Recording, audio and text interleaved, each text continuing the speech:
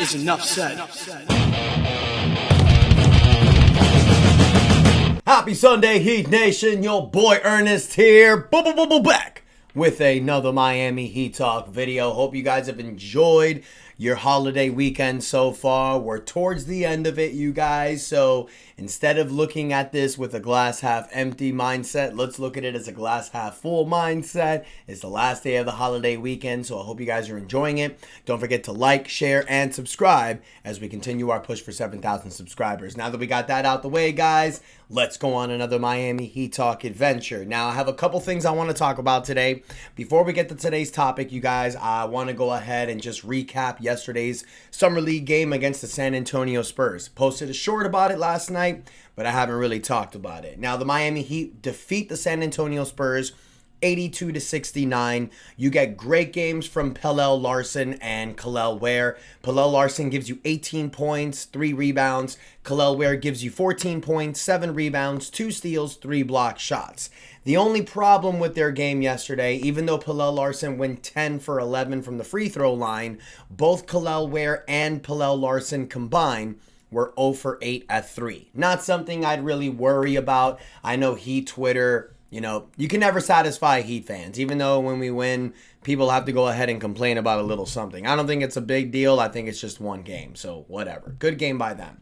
Kasparas Yakajonas, 22 minutes, goes 1 for 7 for the field. 3 points, 1 rebound, 1 assist. Again, Heat Twitter freaking out. Guys, calm down. It's just a Summer League game. It's his first Summer League game. Relax. All right, look. This kid needs time to progress. I really don't see this as a big deal. You get 9 points and 9 rebounds and 4 block shots from Keshad Johnson. Goes 3 for 7 for the field. Solid play. Had that incredible dunk also. I liked Vlad Golden. He only played 12 minutes off the bench. He goes 3 for 6 for the field. 7 points, 3 rebounds. I mean, solid from your backup center. But the player of the game yesterday, you guys, which I'm sure Heat Nation is already ready to give a max contract to, Eric Stevenson, man. Eric Stevenson balls out yesterday. Goes 4 for 6 for the field, 4 for 4 for the three-point line, 4 for 4 for the free throw line. Gives you 16 points, but he also fills the stat sheet, man. 5 rebounds, 3 assists. Dude was a baller out there. Eric Stevenson is definitely somebody you want to keep your eye on. This Miami Heat team has let go a lot of their shooters, especially with the trade with Duncan Robinson and, not re-signing Alec Burks. You're losing a lot of players that can score behind the three-point line, and that's something this Miami Heat team is going to desperately need next season. So let's keep an eye on Eric Stevenson. I know the Miami Heat have a two-way contract left. I believe it's 1 or 2 two-way contracts left.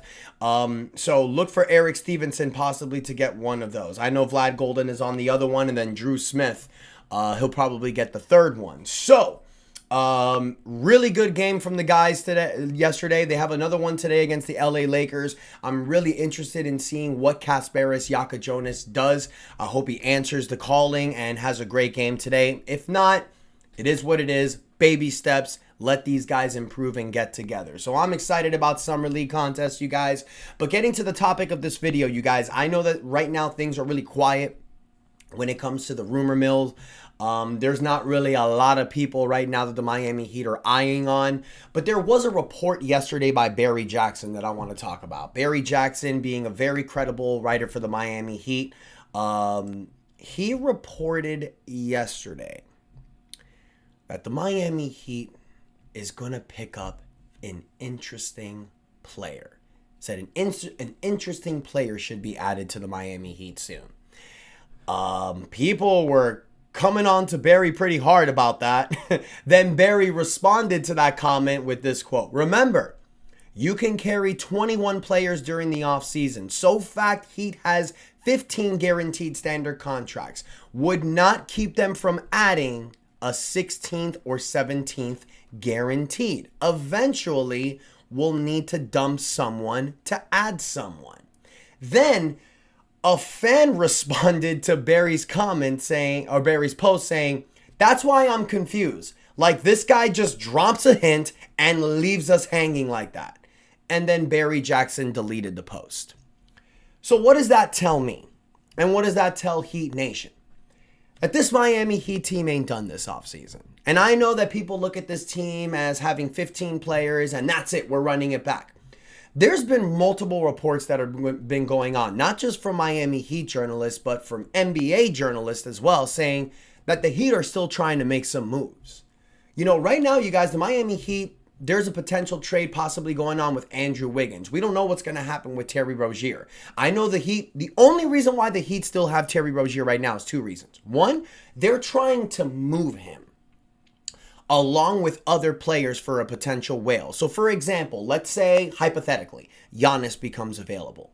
Well, Giannis is making over $50 million this upcoming season. You have to match that contract, especially with the whole apron tiers, the first apron, the second apron when you're making trades. So you need to really match some of these contracts. So that's where Terry Rozier's contract comes into play. He also has an expiring contract. So this is a sweetie of a deal to send out. But with these no aprons that are going on, you guys, with the first and second aprons, we're seeing that it's very difficult to move a player who's making over $20 million, especially when all you're looking for in return is just like maybe a future second round draft pick, cash consideration. Like, it's really difficult to move those type of players with this new NBA collective bargaining agreement.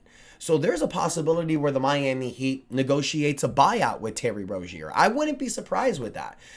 It's not working with Terry Rozier in Miami. So if Miami buys out Rozier, then he can go to another team, maybe like the Clippers, like I mentioned yesterday. So there's a strong possibility that the Heat buy out Rozier, but they don't have to do that yet. So right now, you guys, I know that what the Miami Heat are trying to do is they're trying to see what they can get for players like Andrew Wiggins and Terry Rozier. Or if Giannis becomes available or a superstar player becomes available, then you can attach Terry Rozier, sending someone out. But there's two players that have been recently linked to the Miami Heat: Damian Lillard and Bradley Beal. And these are two players that the Miami Heat is watching and waiting for. Damian Lillard's not going to play next season with the torn Achilles. Bradley Beal may get bought out from the Phoenix Suns. And if Bradley Beal gets bought out by the Phoenix Suns, expect the Miami Heat to be the favorites. Why? Because the Heat have not stupidly given their exceptions away. I think the Heat have been a little bit smart this offseason. And when I say that, I know fans are probably laughing right now, probably running to the comments to complain. Relax, chill for a second. Let me explain why. Yes, you traded for Simone Fontecchio only. Yes, you've brought back Davion Mitchell, and you haven't really done big moves, but you've kept yourself financially flexible. We still have that $14.1 million mid-level exception. We still have the $5 million mid-level biannual exception. And the reason why that we haven't just given them to players is because we're waiting for buyouts. Guys, there's a lot of players that are going to be in the buyout market potentially. Guys like Bradley Beal, guys like Nikola Vucevic, who I spoke about yesterday.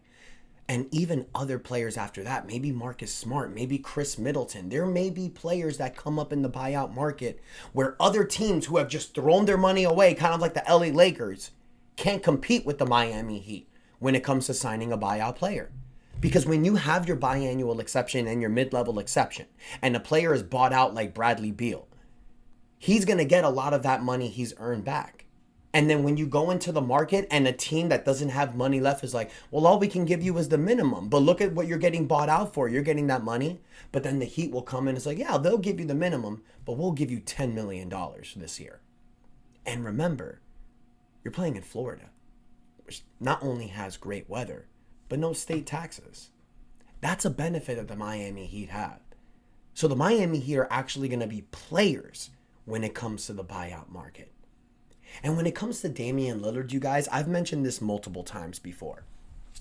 If you have the opportunity to bring in guys like Bradley Beal and Damian Lillard, who are not at the end of the careers, but they have less games left than what they've had in the beginning of their careers, obviously. Damian Lillard being 34 years old, Bradley Beal being 32 years old. So what are you selling them on? Damian Lillard was waived and stretched. He's going to be making $23 million per year for the next 5 years. Bradley Beal has 2 more years left on his contract. Both years are over $50 million. they're going to be getting a lot of money for the next few years. So what you can do, if you can negotiate a buyout with Terry Rozier, and you can find a trade partner for Kevin Love. And if you notice, I'm rolling up the sleeves because your boy's about to go in right now. But let's just say hypothetically, you buy out Terry Rozier and you trade Kevin Love for a future second round draft pick to a team that can use a veteran center. Now that's going to leave you with 2 roster spots open. You can give Bradley Beal a 2-year, $20 million contract. You can get from the mid-level exception. Then you can give Damian Lillard a 2-year, $10 million contract with the biannual exception. What's that going to do? Now, both of these contracts, like I mentioned, 2 years. You can make the second year player options. Why? Damian Lillard is going to come here for 1 year and rehab. So most likely he'll pick up the second year playing with us for 2027. That would be a doubling down and betting on yourself year. Bradley Beal, a 2-year, $20 million contract with the second year being a player option. So that way Bradley Beal can spend 1 year on this team and can show the NBA that he's still that dude. What would that do?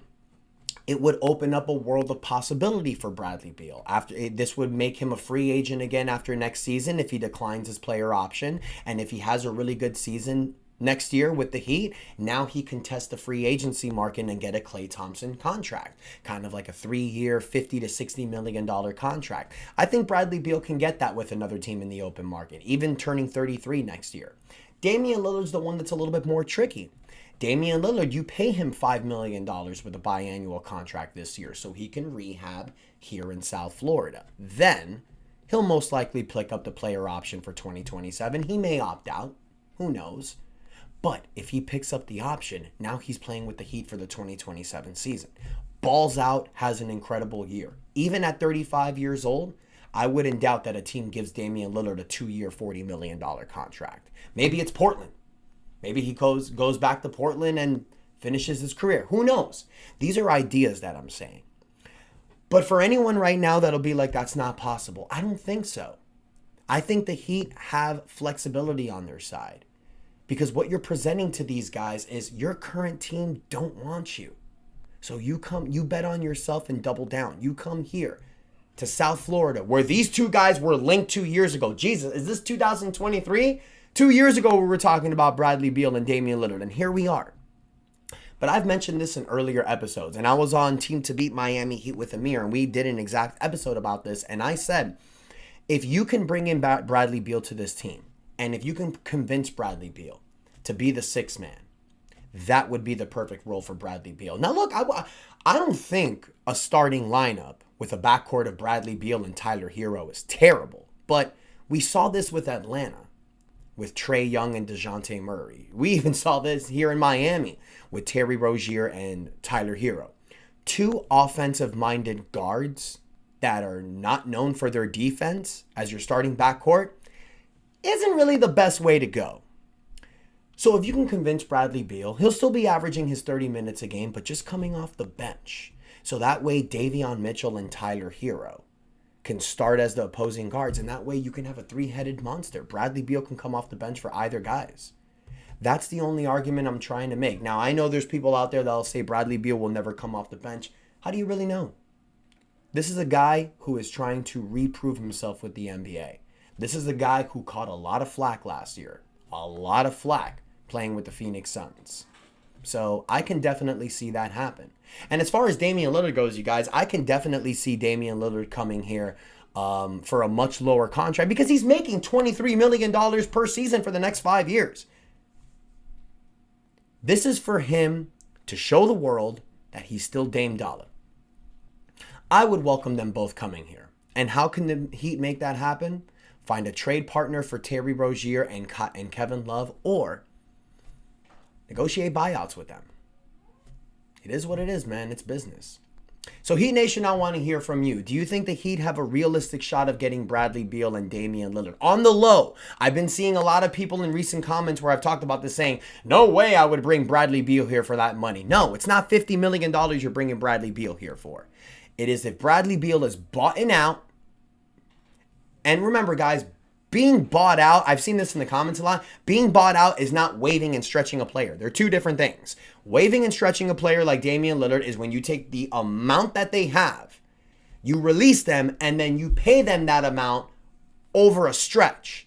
So Damian Lillard was owed $113 million for 2 years. What the waive and stretch provision did is now they're going to pay him that money, but in 5 years. Bradley Beal, if he's bought out, he still has about, same thing, like $110 million left on his contract. If they're buying him out, they're negotiating a lower amount to pay him. But that number is off their books. So they're basically just buying his contract out, giving him his money and saying peace. So when he takes that money and he gets bought out, he's not going to be looking for a $50 million contract. He's going to get paid way less money. We've seen this happen so many times in the buyout market. Guys like Russell Westbrook, Kevin Love when he came here in 2023.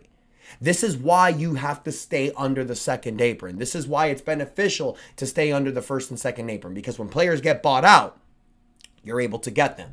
When you're a first apron team, and if a player gets bought out, you cannot sign that player if he was making more than the mid-level exception. If you're a second apron team, can't sign buyout players at all.